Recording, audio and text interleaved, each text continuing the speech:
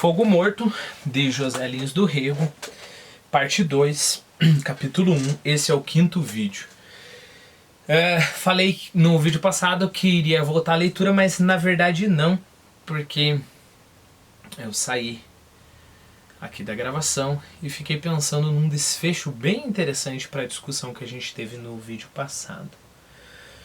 Bom, então eu estava falando sobre a característica única da literatura, que é tratar do particular, enquanto a ciência ela tenta tratar do geral. Para justificar toda essa minha digressão, falando sobre estupro, falando sobre escravidão, falando sobre depressão, e tentar justificar e dizer que tudo isso está no reino da literatura, eu pensei no seguinte desfecho, né, para comentar com vocês. Lembre do que gerou, o que gerou toda essa minha digressão, né? Eu falava de pessoas que olhavam para um livro como esse e falavam, olha, o Capitão Tomás, esse livro é sobre a crueldade do Senhor de Engenhos, né? E é sim, não estou falando que não é, mas o meu problema não é com quem reconhece a crueldade do Senhor de Engenho, o meu problema é quem simplifica todo o Fogo Morto dizendo que é sobre a crueldade do Senhor de Engenho, sem dizer que é sobre a honra do trabalho também. E o Capitão Tomás tem a honra do trabalho, o esforço, aquele homem que trabalha muito e consegue construir o seu próprio império, né? E aí a minha postura foi justamente dizer que não é tão simples assim, né? Lembre-se que você poderia falar, é claro que construiu todo o trabalho dele, construiu em cima dos escravos. E aí eu volto àqueles meus argumentos. Sim, mas teve outros senhores de engenhos que tinham escravo também, não conseguiu construir tudo isso, né? Bom, então o que abriu toda a minha digressão foi justamente essa interpretação simplificada da obra de arte, né?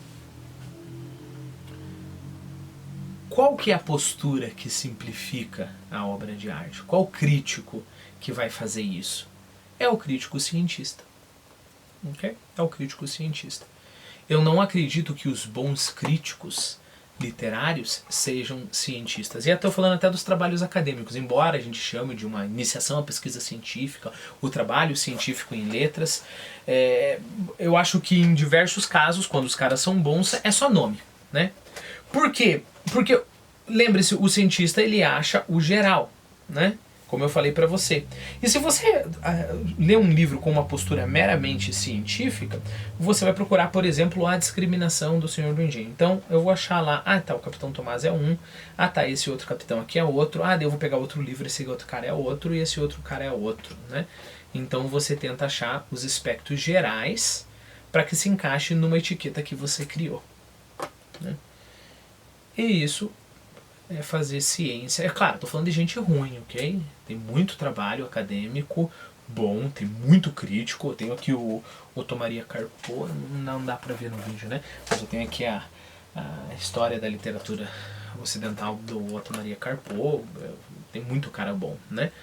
Mas eu estou falando que essa postura, ela vem de uma ciência que está mancando e está fazendo coisa que não era para ela poder fazer, né? Ou de um crítico que está tentando ser cientista demais e perdeu a mão, né? Essas simplificações que eu falei com vocês, ok? Então, só para fechar todo aquele nosso raciocínio. Vamos continuar a nossa leitura aqui. O Santa Fé dava os seus 1000 pães de açúcar às suas sacas de lã e tinha pasto para suas 200 reses. E ainda contava com 40 peças de escravatura. Não queria mais do mundo. Por mais de uma vez viera à sua porta bater senhor de engenho de grandes terras para se valer de sua bolsa. Emprestava e os juros que cobrava não eram de arrancar a carne de ninguém. O seu dinheiro era o seu sangue, a sua vida. A várzea, as vazantes, os altos do Santa Fé era tudo da melhor qualidade. Lembrava-se da conversa com outros senhores de engenhos. Todos lhe gabavam as safras, o açúcar, o gado, os roçados de algodão, as vazantes de milho. Nas mãos do capitão Tomás tudo rendia, tudo dava dinheiro. É verdade que tinha uma mulher que era a metade do seu esforço. Cuidava ela dos negros, cozia o algodãozinho para vesti-los, fazia-lhes o angu, assava-lhes a carne. A sua escravatura era de boa gente, trouxera do Ingá negros de bom calibre.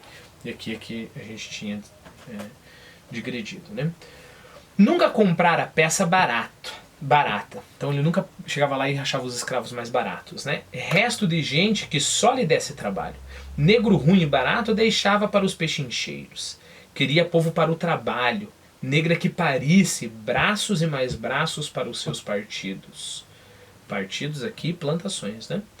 Tudo o que o capitão Tomás pretendeu fazer no Santa Fé saiu como ele bem quis. Mas a filha, que tocava piano como uma moça de praça, que lia livros bonitos, que lhe custara tanto dinheiro nos estudos, não se casava. E os homens da Ribeira não eram para ela. Não lhe batessem em sua porta, filho de João Alves do Canabrava, que ele não dava uma filha em casamento por preço nenhum. Melhor ficar para a titia do que ligar-se àqueles vadios que andavam soltos de canga e corda, comendo as negras do pai como pais d'égua. Vamos lá. Solto de canga e corda é uma pessoa com uma liberdade desenfreada. Okay? Canga é aquela coisa que a gente coloca em cima do boi, para o boi puxar a carroça, né? E a corda também. Então é como se fosse um boi aí selvagem correndo para cima e para baixo. E o que é um pai d'égua? Um pai d'égua é um garanhão, né? Um cavalo não castrado, chefe de lote. E aí, é claro, o garanhão deu origem também ao homem garanhão, né? O que é o garanhão ao pé da letra? É aquele homem que é que nem um cavalo no cio, né? O cara consegue um monte de éguas e sai aí, palavras do livro, comendo gente a torto e direito, que nem um cavalo, né? Então não é esse tipo de homem que ele quer para sua filha, né? Que vai sair aí que nem um pai d'égua comendo escravas.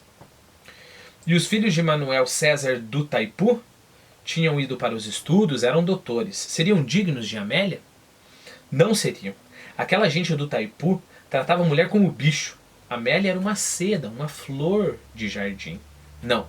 Para vê-la casada com um daqueles animais, ele preferia que ficasse toda a vida com ele.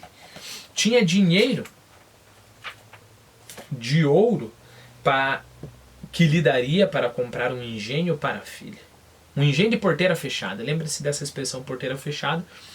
Até hoje a gente usa, né? Se você compra uma fazenda de porteira fechada, você compra a fazenda com tudo que tem ali dentro. Tudo.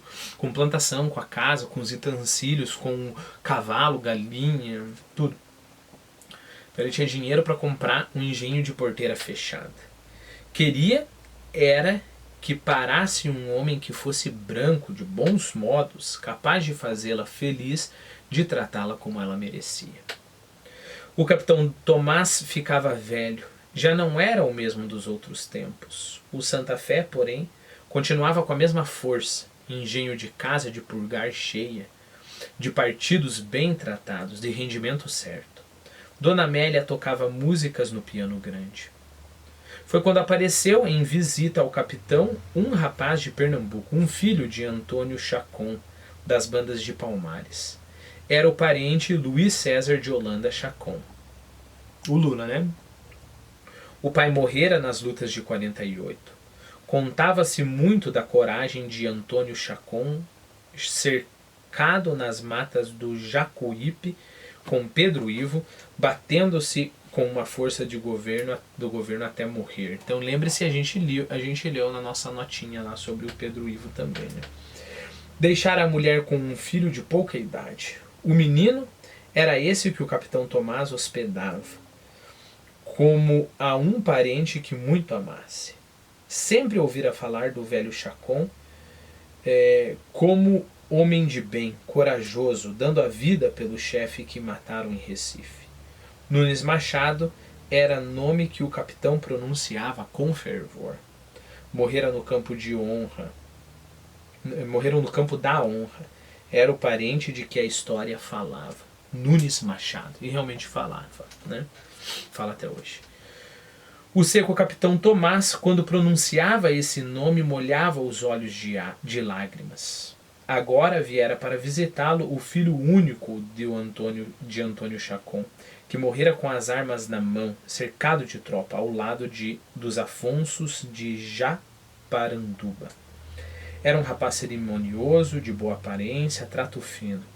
Chamou-o logo de Lula e quis que fosse tratado em sua casa como um filho. Dona Amélia engraçou-se do primo. Agora o piano tinha mais sentimento. As varzovianas soluçavam, os dedos da moça eram mais leves. O primo, calado no sofá, escutava a artista que caprichava nas valsas. A mãe, orgulhosa da filha, abandonava mais a cozinha para fazer sala à visita. O primo Lula tinha aquela barba negra de estampa, de olhos azuis, o ar tristonho, a fala mansa. A velha olhava-o para sentir bem o genro que viera de longe para fazer de Amélia uma criatura feliz.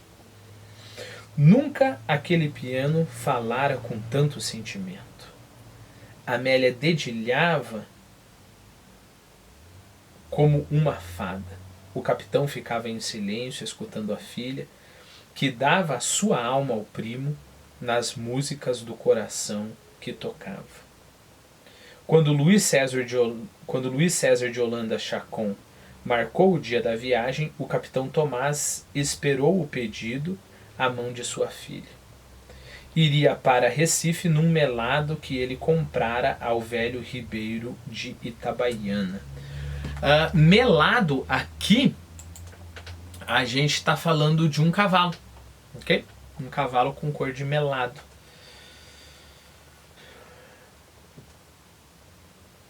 Então tá, então ele iria para Recife, montado nesse melado que ele comprou do velho Ribeiro de Itabaiana.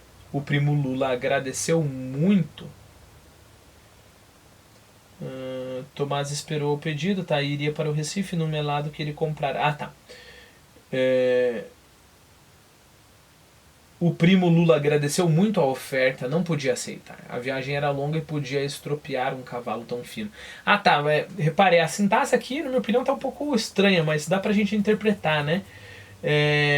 Quando Luís César de Holanda marcou o dia da viagem, o capitão Tomás esperou o pedido à mão de sua filha. Ponto. Iria para o Recife num melado que ele comprara ao velho Ribeiro de Itabaiana. Na verdade, quem comprou esse melado foi o capitão Tomás. E quem iria para o Recife é o Lula.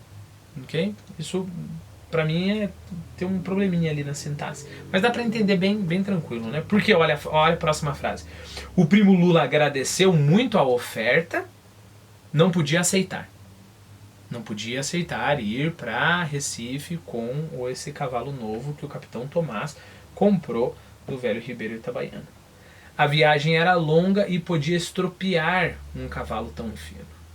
E se foi sem falar em casamento.